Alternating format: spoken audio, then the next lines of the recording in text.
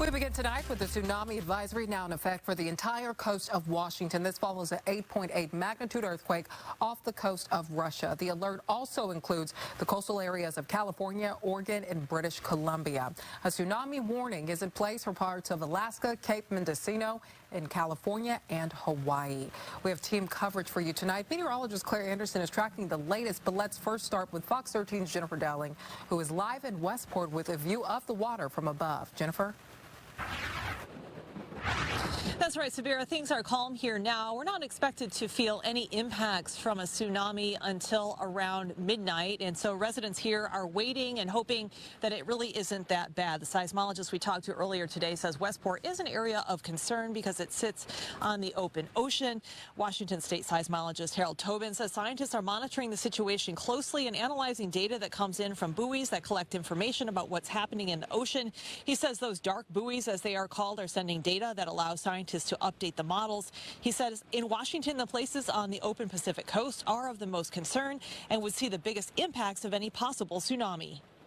Main concern in my mind would be for the open Pacific coast of Washington State and the other regions along the coast. So Grays Harbor region, Westport, Nia Bay, all of those areas is where the hazard would be the highest, and people should be advised to stay out of the immediate coastal zone right around sea level and where the water is.